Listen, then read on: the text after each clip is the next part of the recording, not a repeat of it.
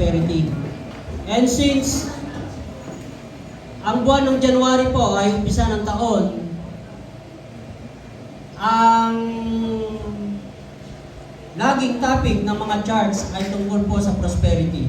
At tayo po ay naniniwala na we are prospered.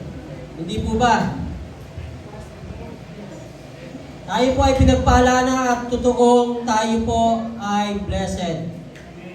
Amen?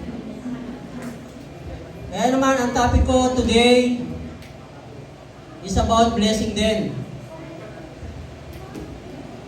Ito po ay tungkol sa story ni Joseph na pinamagatan natin The Road to God's Blessing. The Road to God's Blessing.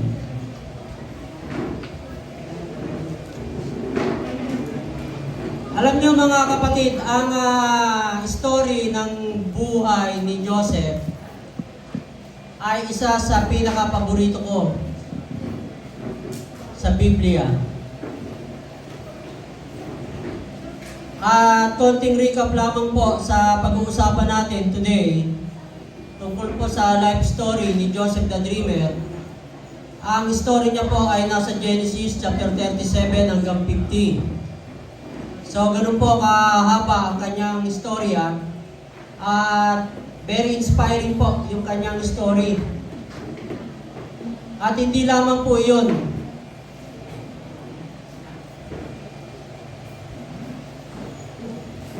Ang buhay po ni Joseph ay para po sa kaalaman ng ating mga kapatid sa Life of Grace. Doon po sa mga nagbasa ng Genesis at doon po sa may konting pag-aaral tungkol sa buhay ni Joseph. Ang buhay po ni Joseph, the Dreamer, ay nakaparallel kay Jesus Christ. Siya po ay foreshadow ng Panginoong Jesus patungo sa New Testament. Kita niyo po kung gaano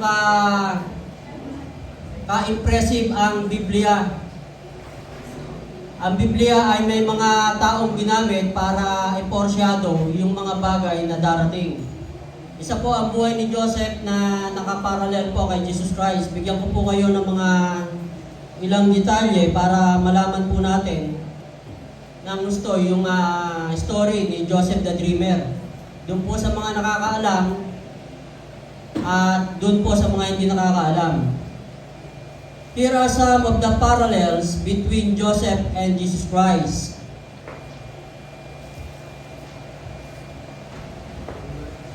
Sinabi ko po, ito po ang buhay ni Joseph ay nakaparallel kay Jesus Christ. Both men were greatly loved by their fathers. Pareha sila na minamahal ng kanilang ama. As shepherds, they both took care of their father's sheep. Both Joseph and Jesus were sent to their brothers by their father. Both men were ridiculed and rejected by their brothers. Both were sold for the price of a slave. Si Joseph po ay binenta ng kanyang mga kapatid. At si Jesus Christ din po ay binenta ng kanyang kapatid na si Judas. Both were taken to Egypt. Both were falsely accused and condemned. Alam naman po natin na inakusahan si Jesus Christ ng mga bagay na hindi karapat-dapat sa Kanya. Both were placed with two other prisoners. One was saved and the other lost. Nung si Jesus Christ po ay nakapako, may dalawang magnanakaw siyang katabi. Yung isa po ay naligtas at yung isa ay hindi. Si Joseph naman po, nung siya po ay makulong, may dalawa rin po siyang nakasama sa kulungan, isang butler at isang baker. Yung isa po ay naligtas at yung isa naman po ay hindi. So, may kahalintulad po sila. Both were bound in chains, parehas itinali. Both men were 30 years old at the beginning of public recognition. 30 years old si Joseph nung siya po ay umupo bilang governor o ministry sa Egypt. At si Jesus Christ din po ay 30 years old nung siya po ay mag-umpisang mag-evangelize. Both were tempted, while both Joseph and Jesus didn't give into the temptation. So parehas po silang tinemp. Si Joseph po ay tinemp ni Potiphar, ng asawa ni Potiphar na si Sulika. At si Jesus Christ naman ay tinemp ni Satan. Both were stripped on their robes. So inalis yung kanilang robe, binubaraan. Konting recap lang po, si Joseph po ay sa sobrang pagmamahal ng kanyang ama sa kanya, siya po ay ginawa ng isang special robe na maraming kulay na nagre-represent kung gaano siya kamahal ng kanyang ama. So hinubad po yun ng kanyang mga kapatid at nilagyan ng dugo para iparating dun sa kanilang ama na si Joseph ay nilapa ng hayop dahil nga ang kanyang mga kapatid ay sobrang pinaggawan ng masama si Joseph. Both forgave those who wronged them. While men plotted evil against them, God used it for good. So alam naman po natin yung nangyari na sa kabila ng mga pinagdaanan ni Joseph, ito po ay inilagay ng Diyos para sa ikabubuti ng marami. Ganoon din po ang ating Panginoong Hesus, siya po ay dumaan sa napakahirap na daanan bilang isang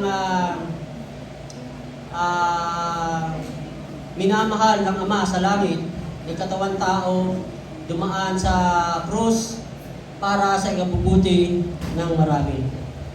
So balik po tayo sa ating outline o sa ating message, The Road to God's Blessing.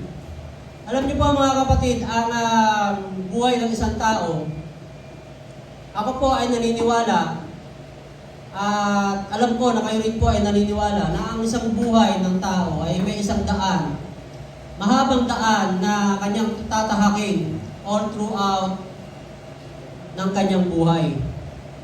At yung daan na to ay isang daan na may magandang daan, may baku-bakong daan, merong paliko-likong daan. Pero ang ating tutukuyin po rito ay yung daan po papunta sa blessing ng Panginoon. The road to God's blessing. Gusto niyo po ba ng isang daan na papunta sa blessing ng Panginoon? Amen or amen? Amen. So, lahat po tayo ay umaasa ng isang daan patungo po sa blessing ng Panginoon. At bilang isang mananampalataya o bilang isang Kristiyano, naniniwala po tayo na ang buhay natin ay pinlano ng Panginoon Diyos. At ito po ay nakasulat na. At ito po ay dadaanan na lamang natin. Ito po ay patuloy na binabanggit ni Pastor Noel sa kanyang mga nakalipas na preaching. Dadaanan mo na lang yung daan na inilatag ng Panginoon sa iyo. Ngayon, ang tanong lamang doon, mga kapatid, ay kung hanggang saan ka tatagal na dumaan doon sa daan na inihanda ng Panginoon sa iyo. Kasi po, mga kapatid, bilang isang Kristiyano,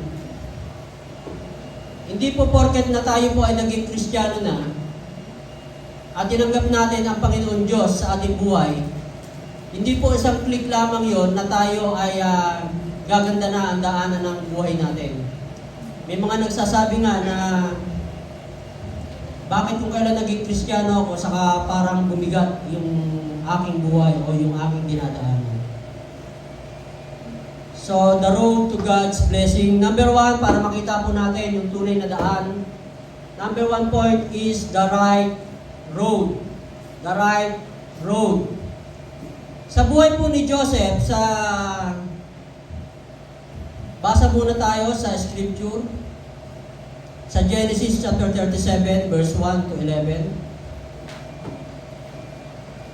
37, verse 1 to 11. Para makakuha tayo ng konting recap doon sa buhay ni Joseph, maliban doon sa mga binanggit ko kanina. Sa Genesis chapter 37, verse 1, And Jacob dwelt in the land wherein his father was a stranger, in the land of Canaan. These are the generations of Jacob. Joseph, being 17 years old, was feeding the flock with his brethren, and the lad was with the son of Bilhah, and with the sons of Silpah, his father's wives, and Joseph brought unto his father their evil report. So si Joseph po ay anak ng isang anak ni Jacob, ay isang asawa ni Jacob, at siya po yung pinakabunso sa kanilang mga magkakapatid. These are the generation of Jacob. Joseph, being 17 years old, was feeding the flock with his brethren, and the lad was with the sons of Bilhah and with the sons of Silpah, his father's wife, and Joseph brought unto his fathers their evil report. Verse 3, Now Israel loved Joseph more than all his children, because he was the son of his old age, and he made him a coat of many colors. Verse 4, And when his brethren saw that their father loved him more than all his brethren, they hated him and could not speak peaceably unto him. And Joseph dreamed a dream, and he told it his brethren, and they hated him yet the more. And he said unto them, Hear, I pray you, this dream which I have dreamed. For behold, we were binding sheep in the field, and lo, my sheep arose and also stood upright. And behold, your sheep stood round about, and made obeisance to my sheep. So nanaginip po si Joseph na yung kanyang tinaling trigo ay tumayo doon sa 11 niyang mga magkakapatid.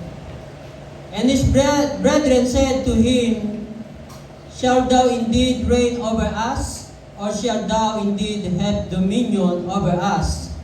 And they hated him yet the more for his dreams and for his words. Verse 9, And he dreamed yet another dream, and told it his brethren, and said, Behold, I have dreamed a dream more, and behold, the sun and the moon and the 11 stars made obeisance to me. Verse 10, And he told it to his father and to his brethren, and his father rebuked him, and said unto him, What is this dream that thou hast dreamed? Shall I and thy mother and thy brethren indeed come to bow down ourselves to thee, to the earth? Verse 11, And his brethren envied him, but his father observed the saying. So, nabasa naman po natin na ang kanyang mga kapatid ay sobrang hated si Joseph dahil sa hindi lamang sa paborito siya ng kanyang ama, kundi mas lalo na nung binanggit niya yung kanyang mga panaginip. Pero ang panaginip na ito ay alam ni Joseph sa kanyang sarili na ang Diyos ay nagsasalita sa kanya at binigyan siya ng foreshadow na mangyayari sa kanyang buhay. So number 1 point, the right road. Para makita po natin mga kapatid ang tamang daan. Walang ibang tamang daan kundi sa message of God. Walang ibang tamang daan kung hindi ito ay nakaprinsipyo sa mensahe ng Panginoong Diyos. During the time of Joseph, o Old Testament, ang Panginoon Diyos ay nagpapakita sa panaginip. Ito po ay maraming beses sa mga karakter sa Bible na nangyari.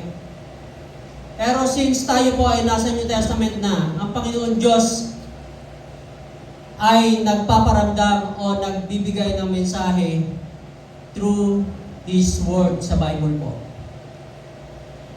Ito ay maaaring gamitin niya sa isang mananampalataya na nag-share ng Word of God. Ito ay maaaring gamitin niya sa nagpipreach.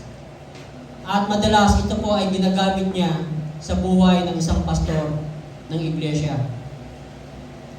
Through the message of God, makikita po natin ang tamang daan At wala pong tao sa ibabaw ng mundo na masasabi ko na naging tagumpay o matagumpay sa buhay ng mundo na wala po ang Diyos sa kanyang buhay.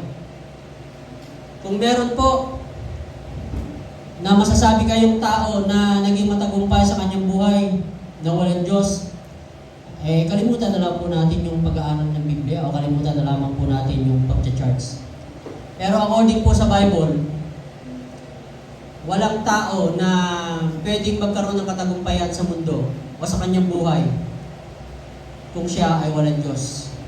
Maaaring may mga tao na sobrang yaman, maaaring may mga tao sobrang successful sa kanilang career, sobrang madaming nakamtan sa kanyang buhay, pero kung wala po siyang Diyos, useless ang kanyang buhay. Ang sabi po ng Biblia sa Mark chapter 8 verse 36, ano ang mapapala ng isang tao makamtan niya man ang buong sanlibutan o ang buong yaman ng sanlibutan, subalit napahamak naman ang kanyang kaluluwa.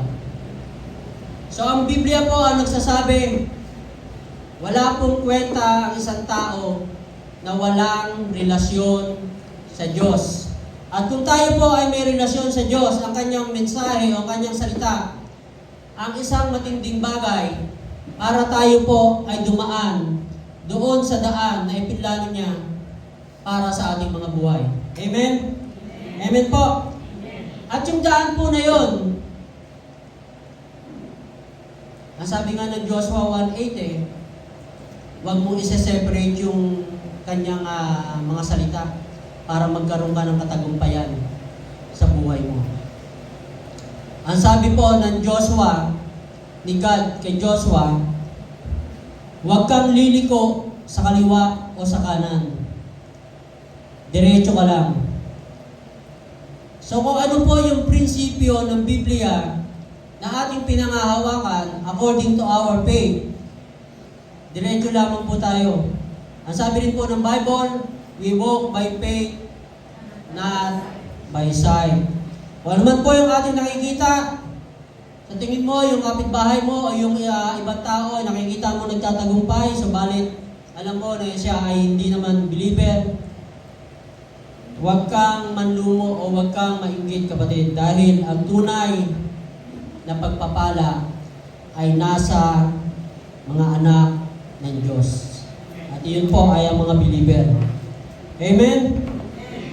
So the right road ay nakakonekta po sa mensahe ng Panginoon Diyos. Dahil ang mensahe ng Panginoon Diyos o ang salita ng Diyos ay buhay, according sa Hebrews chapter 4 verse 12. Pakita natin, kapatid ng Kevin. Hebrews chapter 4 verse 12. Kung sa panahon po ni Joseph, ang Diyos ay nagsasalita sa pamamagitan ng panaginip, sa panahon po natin ngayon, ang Biblia po ang nagsasalita para maintindihan natin yung gustong iparating ng Diyos sa ating buhay. Hindi po sinasadya na tayo po ay nakaupo lamang sa isang upuan at nakarinig tayo ng salita ng Diyos. Maaaring ito na po yung time para baguhin ng Diyos ang tinatakong daan, o maaaring ito na yung time para tumindig ka at tumilos para sa prinsipyo ng salita ng Diyos. According po sa Hebrews 4:12, sapagkat ang salita ng Diyos ay buhay at mabisa at matalas kaysa alinmang tabak na may 2 talim at bumabaon hanggang sa paghihiwalay ng kaluluwa at espiritu, ng mga kasukasuan at ng utak, at madaling kumilala ng mga pag-iisip at mga haka ng puso. So ang Biblia po ang nagsabi, ang salita ng Diyos ay buhay dahil ang Diyos ay buhay. Ito po ang isang illustration para po bigyan natin ng diin yung message of God doon sa right road.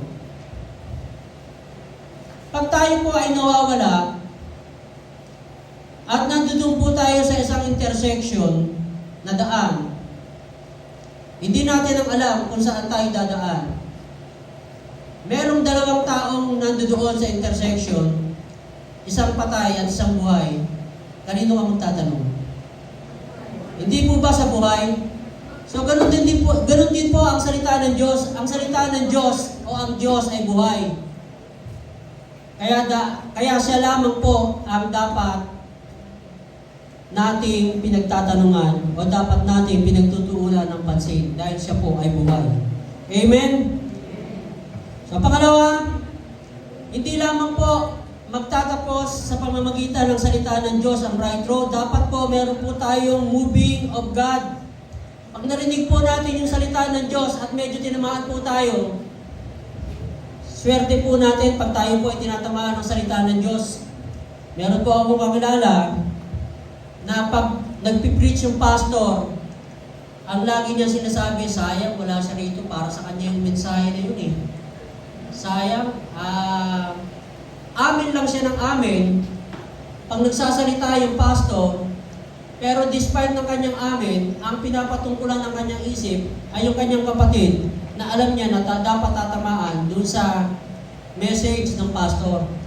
Pero mga kapatid, ito po ang gusto kong sabihin sa inyo, na ang bawat salita po ng Diyos ay buhay. Pag ito po ay tumatama sa atin, nangungusap po ang Diyos sa atin at gusto niyang makipag-usap sa iyo personally. Amen? So, hindi lamang po dapat tayo amen ng amen, dapat matuto rin po tayong akin. Hindi po amen. Hindi lang po amen, kundi pag tayo pa tinatamaan, akin. Amen? Okay, akin. Mas blessed po yung taong nagsasalita ng akin. Although amen po yun. Ibig sabihin, inaako niya na ako ay tinatamaan doon sa salita ng Panginoon. Moving of God, ang sabi po ng Panginoon kay Joshua, arise. Doon sa mga passage na binasa ni Pastor Noel last week, doon sa Book of Joshua, ang sabi ng Diyos kay Joshua, ang aking lingkod na si Moses ay patay na. Bumangon ka, arise, arise, bumangon ka. Kung paano akong sumakay Moses, ay ganoon din akong sa iyo. Arise. Bumangon ka. Yung arise po, hindi po yan na plural ng maraming aray. Ang mahirap humisa sa isang believer, hindi na makabangon dahil sa sobrang dami ng arise sa kanyang buhay. So arise, dapat po meron tayong moving of God. Napakahalaga po na tayo po ay kumikilos according sa pangungusap kung paano nagsasalita ang Panginoon Diyos sa ating buhay. Okay, may bibigay po akong isi-share sa inyo. Narinig ko po kay Miles Monroe na ang pananampalataya po ay merong 3 phases. Ang pananampalataya po ay merong 3 phases. Ito po ay understanding, knowledge muna, knowledge, understanding, and then wisdom. Ano po yung knowledge? Knowledge is information. Pag nakarinig tayo ng salita ng Diyos, na-inform tayo. And then dapat pagkatapos mong ma-inform tungkol sa knowledge, dapat magkaroon ka ng understanding. Understanding is comprehending. Dapat makomprehend ka, dapat maunawaan mo. And then after no understanding is wisdom. Knowledge, understanding, wisdom. Wisdom is application. I-apply mo dapat kung ano yung narinig mo. So ganun din po tayo mga kapatid, kung paano po tayo nakarinig na salita ng Diyos, dapat po meron tayong pagkilos sa ating buhay. Moving of God, ang sabi po ng Psalm 37 verse 23, the steps of a good man are ordered by the Lord. The steps of a good man are ordered by the Lord. So be follower, be faithful, and be fruitful. Dapat po meron po tayong pagkilos every time na nangungusap ang Panginoon Diyos sa ating buhay. Pangalawang points, ito po yung sinasabi ko kanina, ang daan po ng buhay ay isang mahabang daan na dapat malaman mo na ikaw ay tumatahak sa tamang daan, yung right road. Pero ang right road po, kagaya po na sinabi ko kanina, hindi po laging plain ang road na dinadaanan ng isang Kristiyano. Meron po tayong dadaanang rock road.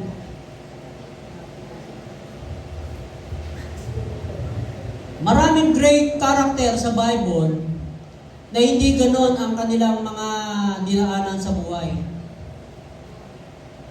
Katulad ng example natin ngayon, si Joseph. Si Joseph po ay sobrang kinaingitan ng kanyang mga kapatid, sobrang kinamuhian ng kanyang mga kapatid, kahit wala naman siyang ginagawa sa kanila.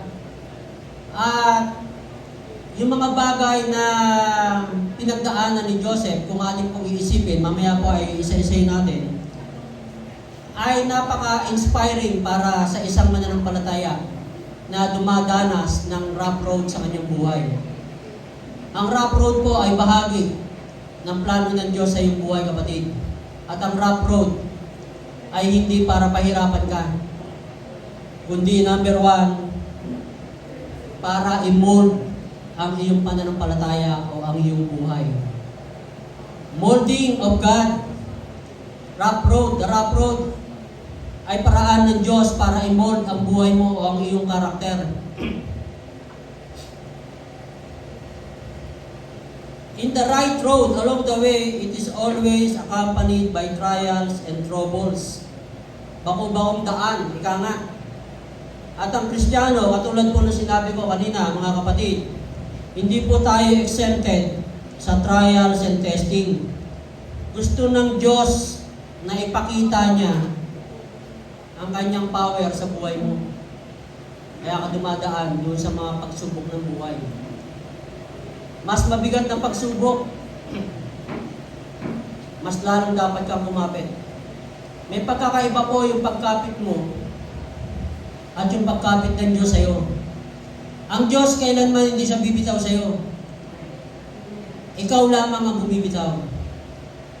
Yung illustration ng isang ama na tinuturuan niyang mag-aral ang kanyang anak, yung tatay ay laging nakakapit sa anak. Hindi niya hinahayaang kumapit yung nag-aaral na maglakad niyang bata sa kanya lamang. Kasi alam niya na vulnerable yung bata, na anytime ito po ay makakabitaw. Kaya siya ang nakakapit. Ganun din po ang illustration ng Diyos sa atin. So dumadaan man po tayo sa bakong-bakong daan ng buhay, lagi po nating iisipin sa pamamagitan ng pananampalataya na ang Diyos ay nakakapit lagi sa atin. Hindi niya po tayo binibitawan. Dahil ang capacity natin, tayo po ang laging bibitaw. Sa Psalm chapter 91, ang sabi po doon, verse 1, He that dwelleth in the secret place of the Most High shall abide under the shadow of the Almighty. Sabi po dito, siyang tumatahan sa lihim na dako ng kataas-taasan ay mananatili sa lilim ng makapangyarihan. Ano po yung tinutukoy na lilim? Ito po yung protection. Protection ng Panginoon Diyos. Pero ang sabi po sa 91:15, tingnan natin kapatid ng Kevin, He shall call upon me and I will answer him. I will be with him in trouble. May trouble po, maski nandun po tayo sa lilim ng kapangyarihan ng Panginoon. Pero ang sabi po, I will deliver him and honor him. Kailanman ang Diyos ay hindi nagpabaya. At dumaan ka man sa bakubakong daan ng buhay mo, kapatid, hindi ka niya pinababayaan. Minumold ka lang ng Diyos para sa pinaka mas maganda mong karakter ng buhay, para sa inihanda niyang blessing sa buhay mo. Okay, balik po tayo sa molding po. Tingnan po natin yung nangyari kay Joseph. Letter A. Kay Joseph po, siya po ay dumanas ng his unreasonable brothers. Yung kanyang mga kapatid na binanggit natin kanina sa text na binasa natin, sobrang kinamumuhian siya ng kanyang mga kapatid, sobrang kinaiingitan siya ng kanyang mga kapatid. At ito po ay pwede natin i-relate sa ating buhay. May times po na tayo po ay nasa ganong sitwasyon, na tayo po ay sobrang kinaiingitan. Maybe hindi natin kapatid, o maybe ito po ay kapitbahay natin, kinaiingitan tayo dahil ating mga kapitbahay ay sobrang chismosa at chismoso. Hindi natin alam, pero may mga bagay po na tayo po ay dumadaan sa ganung buhay at tayo po ay pinag-iisipan ng masama ng kapwa natin. Hindi makatwirang pag-iisip ng kapwa natin. So, ayun po ang pinagdaanan ni Joseph. Isa sa bakong daan na dinaanan ni Joseph ay ang kanyang mga kapatid na hindi makatwiran. Sobra itong naiinggit sa kanya. At alam niyo mga kapatid, ang inggit po o selos ay sobra pong pumapatay ng kaluluwa ng isang tao. Ang isang taong sinasaliban ng inggit o selos sa kanyang katawan, maaaring dumantong siya sa puntong kaya niyang pumatay. Ganun po siya katindi. Ang sabi po ng Proverbs chapter 27, verse 4, no one can stand before jealousy. Ang sabi naman po ng Proverbs chapter 14, verse 30, a heart at peace gives life to the body, but envy rots the bones. So mga kapatid, ang isang pong Kristiyano, wala po sa karakteristik ng isang Kristiyano ang maging maiinggitin o maging masaselosin. Kung nakikita mo na ang isang tao ay pinagpapala, lalong-lalo na kung ito ay kapatid mo, makigala ka sa kanya.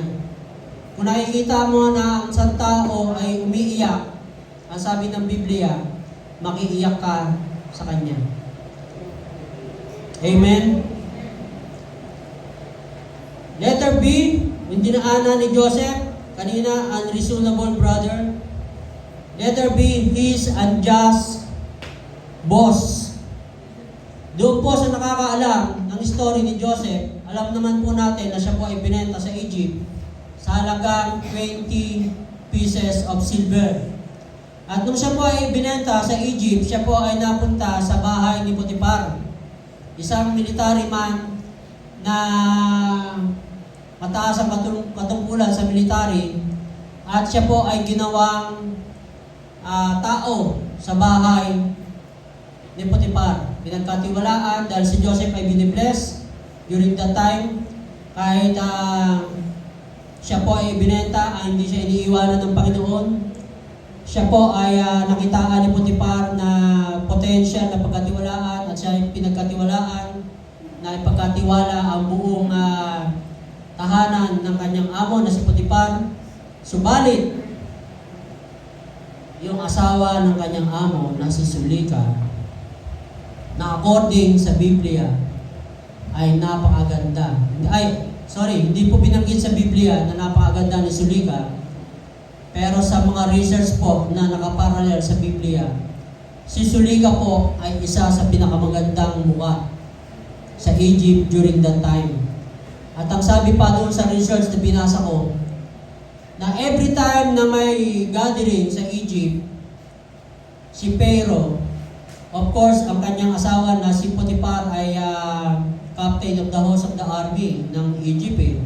So mataas ang katungkulan bilang isang military man, ay kasama lagi ang kanyang asawa, at si Sulika po ay pinagtitinginan ng mga ibang tao dahil sa kanyang angking ganda at angking alindog. Ika nga, ganun po ang karakter ni Sulika. Pero si Joseph naman po, according sa Bible, siya po ay isang tao na makisig din. Genesis chapter 39 verse 6. Si Joseph ay makisig, ay pinagpala sa kanyang magandang mukha at magandang katawan. At yung senaryo niyon ay naging pagkakataon para kay Sulika na pag-interesan si Joseph. Pinag-interesan ni Sulika si Joseph. Sa madaling salita, ang sabi ni Joseph, ni Sulika pala, sa verse 7 ng 39, verse 7, tingnan nga natin. And it came to pass after these things that his master's wife, ayun po si Sulika, cast her eyes upon Joseph, and she said, "Lie with me. Lie with me." Ano po ibig sabihin nun? Magsinungaling ka sa akin. Lie with me. Ang sabi po ni... Galing ah. Ang sabi po ni Sulika kay Joseph, tabihan mo ako. So nagka-interest po si Sulika kay Joseph. At doon po siya nakakaalam ng story.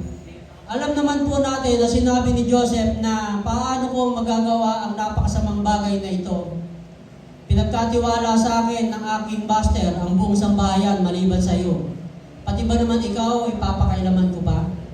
Hindi ko magagawa yan. Dahil ang karakter po ni Joseph ay very godly po. Hindi niya po pwedeng pag-intrisahan ng isang bagay na hindi naman kanya. Maski gaano ka pa kaganda, ang sabi siguro ni Joseph, ginamit ni Sulika yung lahat na ng klaseng pabango, sabi nga ni Pastor. Lahat ng klaseng pabango ay ginamit niya na mga mamahaling pabango ng Egypt. Mga mamahaling magagandang damit para lumabas na kaakit-akit pero wala siya sa interes ni Joseph. Kaya siya na gumawa ng paraan. Sa madaling salita po, to cut the story short, tinakbuhan po siya ni Joseph pero sa sa isang masamang iglap na hablot ni Sulika yung kanyang suot. At alam naman po natin, pag nahablutan tayo ng suot, ano pa ang mangyayari? Si Joseph po ay naubara during that time. At kung papaganahin po natin yung ating imagination, ang mga taong may katungkulan sa gobyerno during that time sa Egypt, ang kanila pong mga suot ay parang ano lamang, parang may bahag lang ng kaunti. So nahablot ni Sulika yung kanyang damit at pagtakbo ni Joseph walang lingon-lingon. Siya namang dumating ang kanyang asawa na si Potiphar at nagsinungaling si Sulika na siya ay nire-rape ni Joseph. So sa madaling salita, si Joseph po ay nakulong. Nakulong po si Joseph kaya hindi po siya nakakuha ng fair justice. Sa kabila ng kanyang pag-iwas, siya po ay nakulong. At ito po ang binabanggit natin dun sa ating points, his unjust boss. Hindi po siya nabigyan ng isang fair trial para ipagtanggol yung kanyang sarili. Ang pinakinggan po ni Potiphar ay ang kanyang asawa na si Sulika.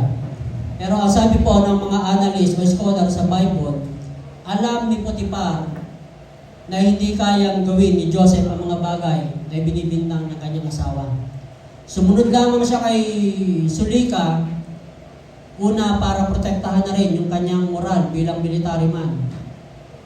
At lalabas na kaya-hiya siya dahil ang asawa niya ay ganoon pala, lalabas doon sa investigasyon kung magkakaroon ng investigasyon.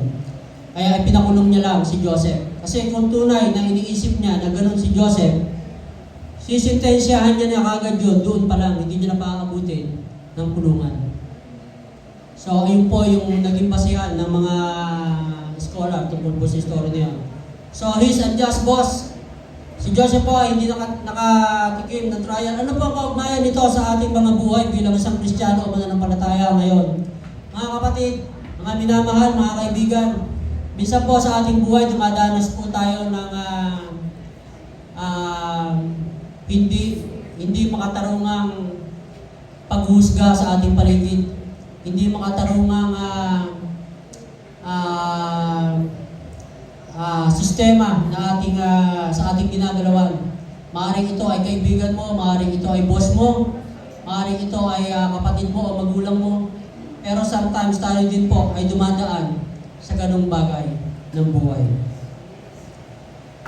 Pangatlo, his unfavorable situation. So ang rough road ni Joseph ay dumaan siya sa unreasonable brothers, unjust boss, and his unfavorable situation. Ano po yung unfavorable situation niya? Sa kabila ng kanyang pagtatapat sa Diyos, sa kabila ng kanyang pagtatapat sa kanyang master, siya po ay nakulong. At tulad po ng binanggit ko kanina, sa kulungan ay meron siyang nakasama na dalawang tao. Yung butler at yung baker. Na inalan tulad natin kay Jesus Christ na dalawa magnanakaw na nakasama sa cross. Yung isa po ay nasave at yung isa po ay namatay.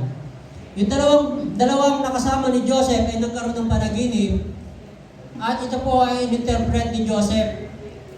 Yung una po, yung butler, ipinaalam ng butler na siya po ay nanaginip na sa 3 araw siya po ay nakakita ng maraming wine. At ito po ay nakita niya na ibinubuhos niya sa cup ni Pharaoh. So, ang interpretation po ni Joseph noon, sa 3 araw, ikaw ay babalik sa palasyo para maging partner ulit. And then yung baker naman ay ganoon din. Siya raw ay nakakita ng 3 tinapay at ito ay inilagay sa kanyang ulo at kinain ng maraming ibon. Ang sinabi naman ni Joseph doon, sa 3 araw, ikaw ay bibitayin at kakainin ka ng maraming ibon. So sa madaling salita, nagkatotoo yung kanyang interpretation sa panaginip ng dalawa.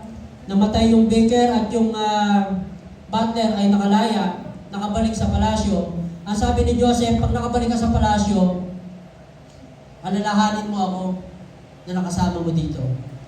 Ang sabi ng butler, ikaw pa, hindi ko alalahanin, ikaw yung nag-interpret ng panaginip mo. So parang gano'n yung nangyari. Pero alam naman natin na sinabi ni Joseph na pag ikaw ay bumalik kay Pharaoh, alalahanin mo ako. Pero, hindi po iyon ang nangyari. Baka kalimutin pala yung butler. So, sa madaling salita, kinalimutan si Joseph. So, his unfavorable situation, nagtagal pa si Joseph sa kulungan.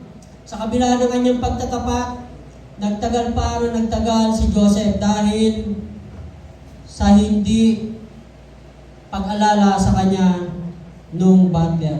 Mga kapatid, minsan sa buhay natin, merong mga tao sa paligid natin, I don't know, hindi natin alam, o hindi ko alam kung ano ang pwede nyo i-relate sa kwento.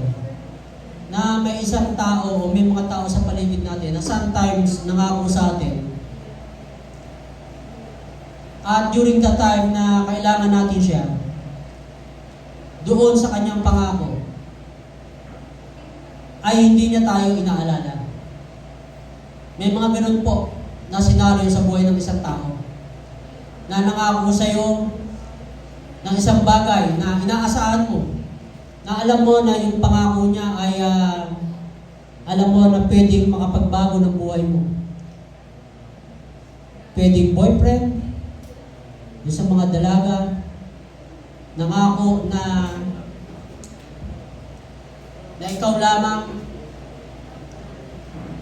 pero at the end, hindi pala tinupad. I don't know, pero may mga ganong senaryo po, mga kapatid, sa buhay ng isang tao o pamilya na mangyayari o nangyari na sa ating buhay na pwede nating i-relate sa unfavorable situation na dinanas ni Joseph. Ito ay refleksyon sa mga sitwasyon natin sa ibang tao, mga kapatid, na madali kang nakalimutan na ang drama pa dati, you always count on me. Ikaw pa, you always count on me, pero nung dumating na yung pangako niya, ay bigla na lamang nawala.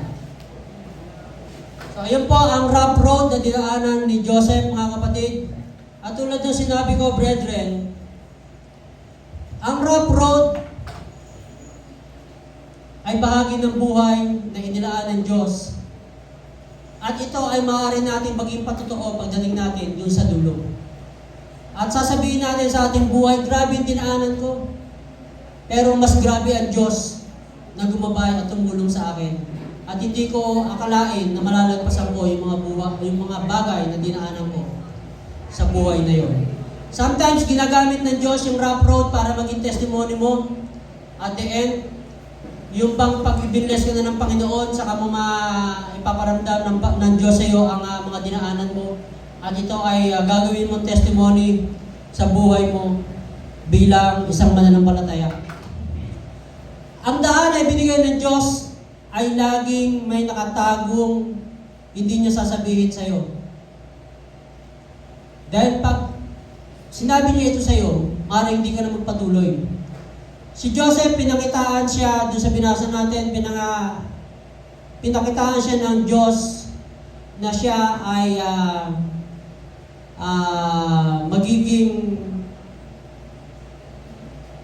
magiging isang matagumpay na tao sa future. Ang sabi nga doon yuyuko sa kanya yung kanyang mga kapatid pati yung kanyang mga magulang. Ang ibig sabihin nun, magiging powerful siya, magiging puno siya ng prosperity sa kanyang buhay. Pero hindi sinabi ng Diyos na dadaan siya doon sa kanyang mga pagdadaanan. Ganun po minsan ang buhay ng isang tao. I-share ko lamang po si Peter Tanchi. Si Peter Tanchi, sa mga nakakakilala sa kanya, siya po ay pastor ng CCF. At one day, sa kanyang pagba-Bible study, wala pa po ang CCF during that time, siya po ay nagba-Bible study, yung kanyang bahay, wala siya sa bahay nung mangyari. Yung kanyang bahay ay pinasok ng 7 lalaki. Nirape yung kanyang anak na si Joy. Kung ikaw po si Peter Tanchi, during that time, nagtatapat ka, nagba-Bible study ka sa isang malayong lugar, pag uwi mo ng bahay, mababalitaan mo na ganun yung nangyari. Ano po ang pwede natin isipin? Ganito ba ang ibibigay o itutumbas ng Diyos sa pagtatapat ko? Sa kabila ng pag-minister ko, nagba-Bible study ako, nagbibin ako ng soul, pero bakit ganito ang nangyari? Hindi po ba magtatanong ka? Sa kanyang testimony, inamin ni Pastor Peter Tanchi na isang buwan may higit siyang umiiyak nung mangyari yung pangyayari niyo sa kanyang buhay. Gusto niya nang mag-give up. Pero sabi ng asawa niya, gusto ng asawa niya itago yung nangyari. Pero ang sabi niya, nung nangusap yung Lord sa kanya, ang sabi niya, hindi, ilabas natin yan kung ano yung nangyari. Testimony natin yan kung ano yung nangyari. At alam naman po natin ang buhay ngayon ni Peter Tanchi. Siya lamang naman yung founder na may pinakamalaking church, CCF. Pero sa kabila ng kanyang status ngayon, kung magbabalik tanaw siya, dumaan siya sa rough road ng kanyang buhay. Na nagiging testimony niya until now sa kanyang pagsasalita. So sometimes ganun po ang buhay ng isang Kristiyano. Ang ating rough road, daanan lamang natin yan. Lilipas din yan. Huwag mong tambayan. Ika nga, daanan mo lang. Pinapadaan ka ng Diyos sa rough road, hindi para sirain ka, kundi para pagtibayin o patibayin ang iyong buhay bilang isang mananampalataya. Amen? God knows your heart and alam niya kung hanggang saan ang pagtitiwala mo sa Kanya. Pinadadaan ka lang niya sa troubles and testing, hindi dahil para malaman niya kung hanggang saan ka kakapit. Hindi dahil para malaman niya kung hanggang saan ka kakapit. Remember, ang Diyos ay all-knowing. Alam niya kung hanggang saan ka. Kaya Kanya pinapadaan sa troubles and testing para malaman mo sa sarili mo kung hanggang saan ang pananampalataya mo. Hindi para malaman ng Diyos kung hanggang saan ang pananampalataya mo, kundi para malaman mo sa sarili mo kung hanggang saan ang pananampalataya mo at kung anong aspeto pa ng buhay mo ang dapat mo pang baguhin. Amen? Sabi ng Nahum chapter 1 verse 7, "The Lord is good, a stronghold in the day of trouble. He knows those who trust in Him." Alam ng Diyos ang taong nagtitiwala sa Kanya. Alam ng Diyos ang isang tao na ang pananampalataya ay tunay na sa Kanya. Okay, may isa pong story tungkol sa pananampalataya. Ito po ay naikwento ko na dati pa. Pero gusto ko pong inject lang ngayon sa ating kwento about trusting God, about faith. May isang tao na ang pangalan ay si Ling. Si Ling po ay isang minero at minero ng ginto. At sila po ay nagmimina sa kabundukan. At habang sila po ay nagmimina, sila po ay gumagamit ng mga pampasabog para makadig ng mas malalim doon sa kanilang miniminang lugar. At habang sila ay naghuhukay, malalim na yung kanilang nahuhukay, naglalagay sila ng ilaw para makita nila yung ilalim pa.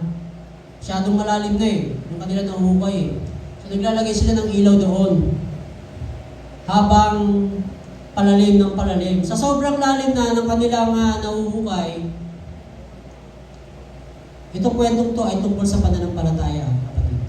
Sa sobrang lalim na ng kanilang nahuhukay, si Ling ay pumunta doon sa hukay dahil intusan siya ng isang kasamahan niya na tingnan kung gaano nakalalim yung kanilang nahuhukay at tingnan kung ano yung status doon sa lugar.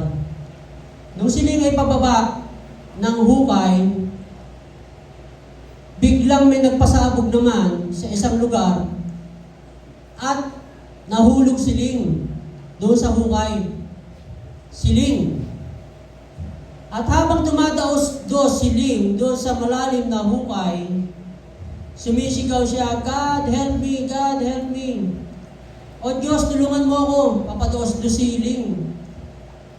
Ngayon, nung kanyang pagdaos-dos, kasabay din ng pagsabog, nawala yung ilaw, so napakadilim, wala siyang makita. Pero may nahawakan si Ling na isang bagay na nagpatigil nung kanyang pagbulusok. Sa madaling salita, meron siyang nahawakan na isang kahon na nagpatigil nung kanyang pagbulusok para hindi siya mahulog. Nanalangin si Ling. Ang sabi ni Ling, "Lord, kung totoo ka, iligtas mo ako sa lugar nito. Iligtas mo ako, Panginoon, dito sa isang malalim na lugar na ito. Kung totoo ka bilang Diyos, nananampalataya ako na ikaw ay totoong Diyos." Sumagot si Lord. Ang sabi ni Lord, "Ling, Ling." Lingon si Ling. Dahil nakakapit siya "Lord, ikaw po ba yan?" Sabi gano'n ng ni Ling. "Oo, ako nga ito," sabi ni Lord. "Lord, salamat at nandiyan ka. Totoo ka pala. Totoo ka pala talaga. Iligtas niyo po ako, Panginoon, na makaahon ako dito." "Oo, ililigtas kita," sabi ni Lord. Bumitaw ka, Ling, at ililigtas kita." "Talaga ba, Lord, ililigtas mo ako?" Nakakapit si Ling, wala siyang makita Sobrang dilim at ang kinakapitan niya lamang na yon, ang tanging paraan niya para makaligtas. Sa kabila ng may nangungusap sa kanya na nagpakilalang Diyos, na nagsasabing, "Ako nga ang Diyos, ililigtas kita, bumitaw ka." "Bibitaw ako, Lord?" Paano kung mahulog ako, bibitaw ako? "Akong bahala, bumitaw ka, Ling." Sabi ng Panginoon kay Ling. Ang sabi ni Ling, habang nakahawak siya, "Bibitaw ako, Lord." Sumigaw si Ling. Alam niyo po kung ano sinigaw ni Ling?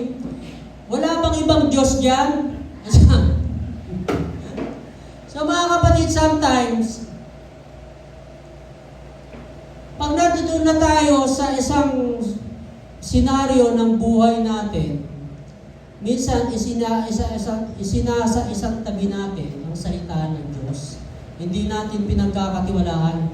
At alam niyo ba, nung magkaroon na ng ilaw, yung senaryo na yon, pagtingin ni Ling doon sa kanyang ibaba, isang dangkal na lang ground na. Kung sumunod siya sa bumulong sa kanya na nagsasabing Diyos, di saan na napatunayan ang kanyang pananampalataya. Ayun po sinasabi ko, mga kapatid, na ang Diyos alam ang pananampalataya mo kung hanggang saan. Pinapadaan ka niya sa troubles and testing para malaman mo sa sarili mo kung hanggang saan ang pananampalataya mo. Hindi para malaman niya. All-knowing ang Panginoon, alam niya ang lahat ng bagay sa buhay mo. Amen?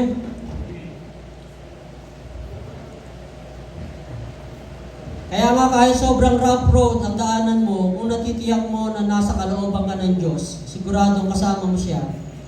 Dahil may pangako ang Panginoon, hindi ka niya iiwan o pababayaan. Pangalawang point sa rough road, dito tayo magtatapos mga kapatid. Mission of God. Kanina, molding of God. Ang isa pang rough road na dinadaanan ng isang mananampalataya na mahirap kalabanin ay ang mission na ibibigay ng Diyos sa iyo bilang mananampalataya. Tingnan natin sa Matthew chapter 16 verse 24. Ang Panginoon Diyos, ang mission niya ay ang cross. Ang Panginoong Jesus, ang kanyang mission ay ang cross. Kaya ang sabi niya sa Matthew chapter 16 verse 24, Then said Jesus unto his disciples, If any man will come after me, let him deny himself and take up his cross and follow me. Ang mission mo, kapatid, minamahal, kaibigan, ay ang cross ng buhay mo, walang iba, kundi i-deny mo ang sarili mo. I-deny mo ang sarili mo, ayun po ang sabi ng Biblia. I-deny mo ang sarili mo dahil hindi ka pwedeng sumunod sa Diyos hanggat nandiyan ka pa sa lumang pagkatao. Ang sabi nga na 2 Corinthians chapter 5 verse 17, tayo ay bago ng nilalang. Kung tayo ay kiniklaim natin na tayo ay isa ng Kristiyano at bago ng nilalang, pero wala namang pag-deny sa sarili o pag-deny sa lumang pagkatao, walang silbi ang pag-claim mo na ikaw ay isa ng Kristiyano. Kaya naman ang isa pang misyon o isa pang rough road ng buhay na mahirap kalabanin ng isang mananampalataya, walang iba kundi ang kanyang sarili. Kapatid, ang misyon ng isang tao o mananampalataya ay ipako niya ang kanyang sarili sa krus. Kung papaanong ipinako ang Panginoong Jesus sa krus ng Kalbaryo, ganon din dapat tayo. Anong ibig sabihin ng ipako natin ang ating sarili sa krus? Deny yourself. Ang sabi ng Biblia, kalimutan mo o patayin mo ang sarili. Sa ibang translation, mortify ang ginamit. So deny yourself, patayin mo ang iyong sarili dahil ang sarili mong luma, hindi ka pwedeng kausapin ng Diyos kung nasa lumang pagkatao ka pa. Yung tinatawag na Adamic nature. Tayo ay bago ng nilalang at dapat yung bagong nilalang na yon, doon nakikipag-usap o nakikipag-translate yung Holy Spirit at yung Holy Spirit ang magbibigay ng information doon sa soul at yung soul na which is the mind. Iyon ang magbibigay para kumilos ang isang tao. Diba nagbigay ng illustration si Pastor dito nung nakaraan? Yung 3 tao na ginamit niya. Dapat gagamitin ko ngayon eh. Kaya lang wala na tayong time. At ang yung sinasabi na deny yourself, ito po ay isang napakahirap talunin. Kaya nga sabi, ang napakamalaking hadlang sa daan na inilagay ng Diyos sa iyo, walang iba kundi ang sarili mo. Hanggat hindi mo natatalo ang sarili mo, lalabas at lalabas ang lumang pagkatao. Dahil ang lumang sarili ay nagmumulto. At sabihin mo pang ikaw ay bago ng nilalang, kung hindi mo naman pinipigyan ng Word of God, ang sarili mo pa rin ang laging mananaig sa buhay mo. Kaya nga, dapat lagi po tayong equip ng salita ng Diyos. Kung meron po tayong naririnig sa isang church, sa isang preaching, at alam natin na tayo po ay tinamaan, hindi lamang po dapat doon nagtatapos yun. Dapat meron din po tayong sariling pag-aaral pagdating natin sa bahay. Lalo't ito po ay tungkol sa salita ng Diyos. Ang sabi po ng Psalm 37:23, the steps of a good man are ordered by the Lord, and he delighted in his way. Though he fall, he shall not be utterly cast down, for the Lord upholdeth him with his hand. Sa mga kapatid, mga kaibigan, alunin mo ang sarili mo. Paano natin matatalo? Ang sabi ng Bible, walk in the Spirit, and you will fulfill the lust of the flesh. Ang sabi ng Matthew chapter 26, verse 41, the Spirit is willing, but the flesh is weak. So mahina po ang laman. Ang Espiritu ay willing na makipag-ugnayan sa Espiritu, subalit ang laman ang laging umaharang para hindi makapasok ang anumang pinipid ng Holy Spirit sa ating buhay. Ayun po yung sinasabi ko kanina, yung knowledge, misinformation, understanding, comprehension, and then wisdom is application. Hindi ka makakarating doon sa wisdom kung doon pa lang sa understanding ay hindi mo na naunawaan. Yung understanding po, laging hinaharangan yan ng devil. Meron ka narinig na word of God ngayon. Pag uwi mo ng bahay, paglabas mo dito, hindi mo na naisip kung ano yun. Kinuha na ng demonyo eh. Inagaw na ng devil eh. Ayun po yung sinasabi sa John 10:10. Tingnan natin kapatid sa John 10:10. Dito po tayo magtatapos bago tayo pumunta dun sa... Ang sabi po ng John 10:10, the thief cometh not but for to steal and to kill and to destroy. Ini-steal niya yung word of God para hindi makapag-penetrate sa'yo. Ini-steal niya yung glory na dapat pupunta sa Diyos. Gusto niya mapunta sa Kanya. And then sa ating pangatlong points, the rewarding road. Pag nalagpasan po natin yung mga lugar, yung daan ng rough road, katulad nung nangyari kay Joseph, alam naman po natin yung kinahintanda ni Joseph. Along the way, siya po ay may protection, at siya po ay na-promote, promotion, siya po ay pinayaman ng Panginoon, prosperity, at siya po ay nagkaroon ng kapayapaan all throughout his life. So tayo pong lahat ay magstay. Tingnan natin yung last slide. Kung gusto mo ng blessing kapatid, be a follower of God, be faithful to God, and be focused to God. Ang tunay na blessing, natin.